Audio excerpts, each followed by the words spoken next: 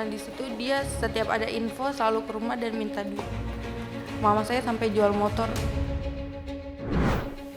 Lama penanganannya jadi sorotan soal upaya mencari keadilan dari seorang karyawati toko roti yang dianiaya oleh anak majikannya.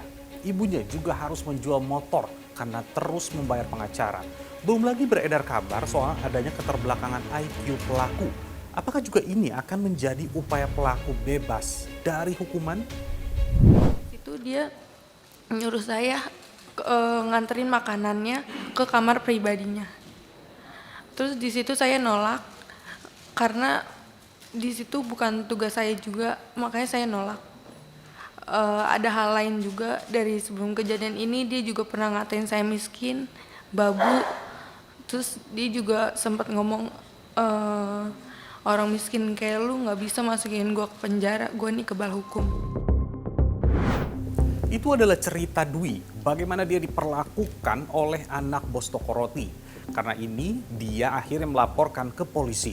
Tapi butuh 2 bulan bagi polisi untuk memproses kasus ini dan menangkap pelaku. Tuanya dan orang tuanya meminta perlindungan ke kami untuk menjemput dan kami selanjutnya melakukan tahap penangkapan. Berarti sudah viral dulu. Siap, sudah Viral dulu baru ada upaya. Harus viral dulu baru diproses. Ini yang jadi sorotan. Padahal kata Purnawirawan polisi yang sekarang jadi anggota DPR hanya butuh beberapa hari saja untuk mengungkap kasus seperti ini. Saya tadi lihat penyelidikannya hampir 1 bulan. Terus penangkapannya hampir 1 bulan juga. Itu pun setelah viral. Nah ini jadi catatan juga, seharusnya itu bisa lebih cepat lagi ya. Kalau saya berpikir sebagai anggota Polri dahulu, kalau kita fokus kejadian itu langsung ditangani, 3 sampai seminggu itu, 3 hari sampai seminggu selesai itu. Karena tidak kunjung diproses, korban Dwi harus terus membayar pengacaranya. Bahkan motor satu-satunya milik ibunya dijual untuk membayar. Sudah jatuh tertimpa tangga. Pengacara yang ia tunjuk justru menghilang tanpa kabar dengan membawa sejumlah uang yang telah dia bayar. Kalau saya tanya tentang gimana kelanjutannya, dia selalu jawab sedang diproses.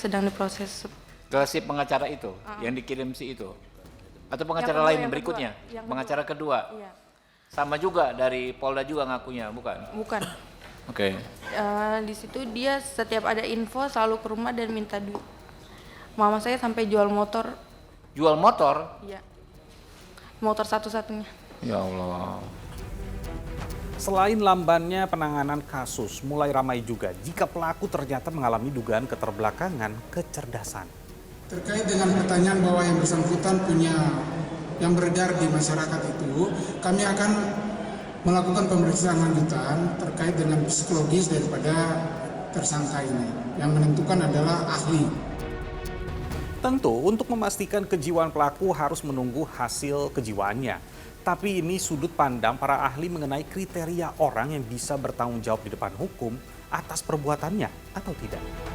Misalnya guilty but mentally ill gitu. Jadi memang bersalah tetapi ternyata ada gangguan psikologis, gangguan kejiwaan yang memang membuat yang bersangkutan tidak mampu mempertanggungjawabkan perbuatannya. Atau bisa disimpulkan not guilty by reason of insanity karena dianggap tidak mampu mempertanggungjawabkan perbuatan. Nah, semua itu adalah menjadi bagian dari proses pemeriksaan yang kita tidak tahu sampai sekarang.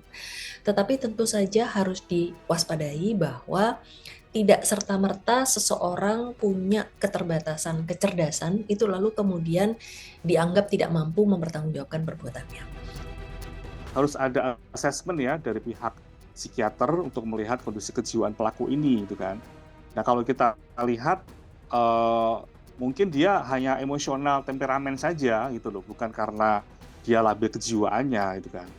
Jadi mungkin dari segi kesadaran dia sadar secara utuh, secara penuh, dia secara sengaja melakukan seperti itu gitu kan, karena relasi kekuasaan tadi kan gitu. Sampai juga kemudian yang terakhir dia ditangkap di Sukabumi di sebuah hotel. Nah ini kan sudah ada niatan untuk melarikan diri kan. Nah, artinya hal seperti itu yang harus